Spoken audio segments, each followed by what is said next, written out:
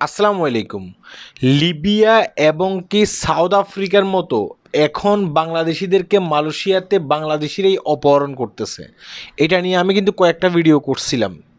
আজকে হাতে নাতে প্রমাণ দিয়ে একটা কথা বলি, মন দিয়ে একটু শুনবেন।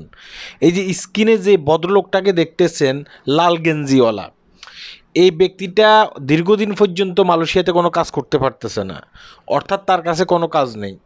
টিকটকের ভিতরে নাকি একজন ব্যক্তি অফার দিছে, বলতেছে আমার কাছে কাজ আসছে, আপনি আমার কাছে চলে আসেন। তো উনি কী করছেন, ওনার কাছে চলে গেছেন। যাওয়ার সাথে সাথে এই লোকটাকে বন্দি করে ফেলছেন। বন্দি করে তার কাছে মুক্তিপণ দাবি করতেছেন। তিনি সেখানে গিয়ে দেখে যে রুমের ভিতরে তিনি একা না, তার মধ্যে এরকম অসংখ্য মানুষ আছে, প্রায় 10 থেকে 12 জন মানুষ আছে। সবাইকে আটকিয়ে রেখে জিম্বি করতেছে এবং কি বলতেছে যে বাড়ি থেকে টাকা আনলে তোদেরকে ছেড়ে দেব, এবং কি তাদেরকে মারধর করতেছে।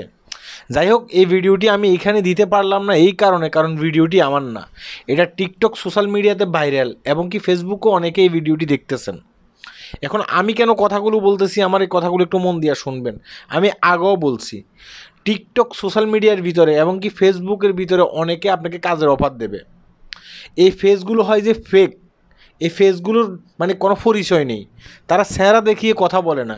এবং কি টিকটকের ভিতরে এসে যারা কথাগুলো বলে, তারা কি করে, অন্যের কথাকে কপি করে, মানে অন্যের চেহারা দেখিয়ে তারা নিজেরা কথা বলে।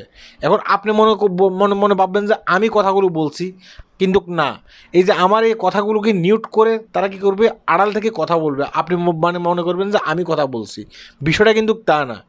এভাবে কিন্তু তারা ফেক আপনার ফেসবুক পেজ খুলে, ফেক আপনার টিকটক চ্যানেল খুলে আপনাকে কাজের অফার দেবে। অফার দিয়ে আপনাকে সেই জায়গায় নিয়ে যাবে, নিয়ে যায় কী করবে, আপনাকে আটকাবে।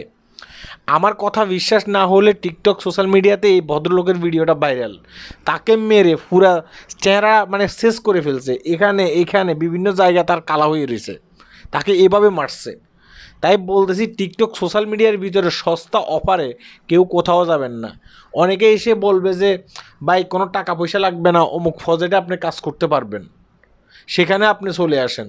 আপনি সেখানে যাবেন, আপনাকে কি করবে, জঙ্গলে নিয়ে যাবে, নিয়ে সেখানে আটকাবে, রুমের ভিতরে আটকিয়ে আপনার কাছ থেকে টাকা দাবি করবে। আমি কিন্তু আগেও বলছি, আমি সতর্কমূলক ভিডিও করি।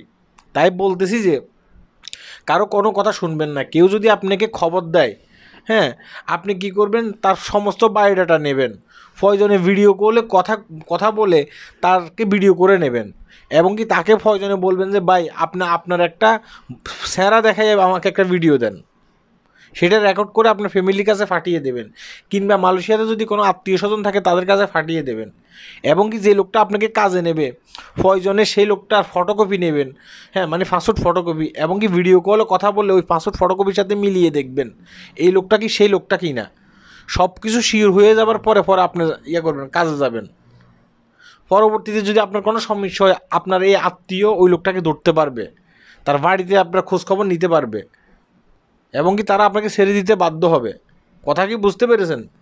এখন আপনি বলবেন যে ভাই এত পরিচয় দিয়ে কি কেউ আমাদেরকে নেবে নাকি? যার প্রয়োজন সে এমনি নেবে, আর নয়তো বা অধিকাংশ মানুষ ঠিক এইভাবে, মানে অধিকাংশ দালাল, অধিকাংশ দেখা গেছে কি যারা করে, ক্রাইম করে, তারা কিন্তু ঠিক এভাবে আপনাকে নিয়ে বন্দি করে আপনার কাছ থেকে টাকা দাবি করবে। তাই বলতেছি, কেয়ারফুল, খুবই সাবধান। আপনার জীবন হচ্ছে বড়, আগে নিজে বাঁচে থাকুন, পরবর্তীতে কাজ। এই লোকটাকে মেরে পরবর্তীতে তার বাড়ি থেকে 1.5 লক্ষ টাকা এনে পরবর্তীতে এই লোকটাকে ছেড়ে দিছে। তাকে কোথায় রাখছে সেই এটা কিছুই জানে না, কোথায় রাখছে কিছুই জানে না। যে টিকটক ব্যবহারকারী তাকে উদ্ধার করছে, সেই টিকটক ব্যবহারকারী হচ্ছে একজন গাড়ি চালক। এই লোকটার মানে এই গাড়ি চালকের নাম্বার তার কাছে ছিল। সে পরবর্তীতে এই গাড়ি চালককে বলছে যে আপনি আসেন, আমাকে নিয়ে যান। তখন সে রাস্তা থেকে নিয়ে গেছে, কিন্তু কোথায় রাখছে সে নিজে বলতে পারবে না। আপনি তার টিকটক আইডিতে ঢুকে, আমি টিকটক আইডি ফিক্সে দিয়ে দিছি, দেখেন, ওই ভিডিওটি দেখে আসতে পারেন, তখন বুঝতে পারবেন কষ্ট, মানে কত কষ্ট, কীভাবে সে মার খাইছে। তার চেহারাটা দেখলে আপনারা বুঝতে পারবেন পুরোপুরিভাবে। হ্যাঁ, তাই বলতেছি ভিডিওগুলো শেয়ার করবেন। আমি সবসময় সতর্কমূলক ভিডিও দিয়ে থাকি। আমি এই ভিডিওগুলো অনেক আগে দিছি। এই লোকটা তো আজকে মাইর খেয়েছে, গতকালকে।